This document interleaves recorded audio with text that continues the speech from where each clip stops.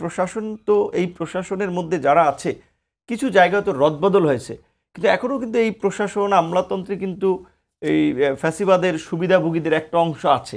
এখন এই যেমন গত পরশুদিন আন্তর্জাতিক অপরাধ ট্রাইব্যুনালে আমরা দেখলাম যে 23 সেনা কর্মকর্তার বিরুদ্ধে, যাদের মধ্যে আপনার 15-17 জন রানিং ঊর্ধ্বতন কর্তৃপক্ষ কর্মকর্তা, তাদের বিরুদ্ধে গ্রেপ্তারি পরোয়ানা জারি করেছে। কারণ তারা র্যাবে থাকতে কিংবা বিভিন্ন দায়িত্ব পালনে গুম, খুন, আয়নাঘরের রেখে নির্যাতনের মতো গুরুতর মানবতা বিরোধী অপরাধে ছিলেন।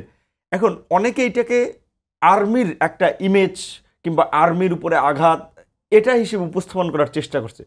1,60,000 সেনা সদস্যের পরিবারে এই 23 জনের দায় কি পুরো আর্মি নিবে? কখনোই না।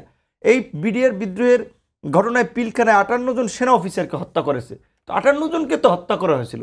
তাই 58 জনকে হত্যা করা হয়েছিল এই 16 বছরে।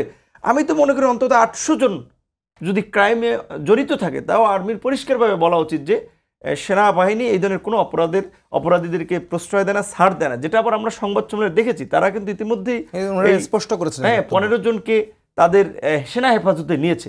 তো এই আর্মি তো গণ অভ্যুত্থানের পক্ষে জনগণের সাথে ছিল। সুতরাং আমরা বিশ্বাস করতে চাই যে এখানে আর্মি পুলিশের মধ্যে ওই যে ক্ষুদ্র অংশ যারা একটা অপতৎপরতা চালাতে চায়, অস্থিতিশীল পরিস্থিতি সৃষ্টি করতে চায়, তারা সফল হবে না। যেমন আমাদের উপর যে হামলা হয়েছে, পুলিশের অনেক সিনিয়র লোকেরা দেখতে গিয়েছে, হাসপাতালে গিয়েছে, আমি বাসায় আসার পরে বাসায় গিয়েছে, আর্মির অনেক লোকেরা ফোন করে সমবেদনা জানিয়েছে, খুব ফোনেই কান্নার স্বর যে ভাই এই গণ অভ্যুত্থানে জুলাইয়ের পরে আপনার সাথে এই ধরনের ঘটনা ঘটবে আমরা মেনে নিতে পারছি না, এবং আমরা বিভিন্ন সোর্স থেকে জেনেছি, আমাদের কোনো কমান্ডিং ছিল না, কারো নির্দেশনা ছিল না, তাহলে এই ঘটনাটা কিভাবে ঘটেছে?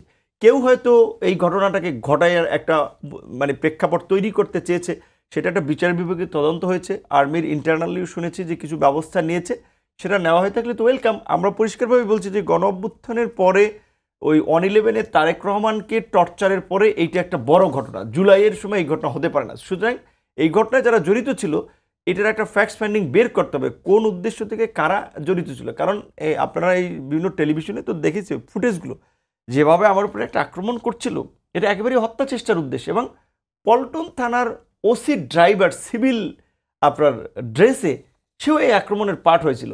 তো এবং আক্রমণের ধরনগুলো দেখে বোঝা যাচ্ছিল যে তাদের বোধহয় কয়েক বছরের ক্ষোভ হতে পারে। এই যে আমরা ফেসিবাদী শক্তির বিরুদ্ধে আন্দোলন করেছি, তাদেরকে হটিয়েছি, এবং এখনও ফেসিবাদ নির্মূল করার জন্য জাতীয় ঐক্য সংহতি প্রতিষ্ঠার পাশাপাশি রাজপথে আন্দোলন সংগ্রাম কথা বলে যাচ্ছি, এইটা তাদের গায়ে লাগতেছে। সো একটা অংশ তো আছে।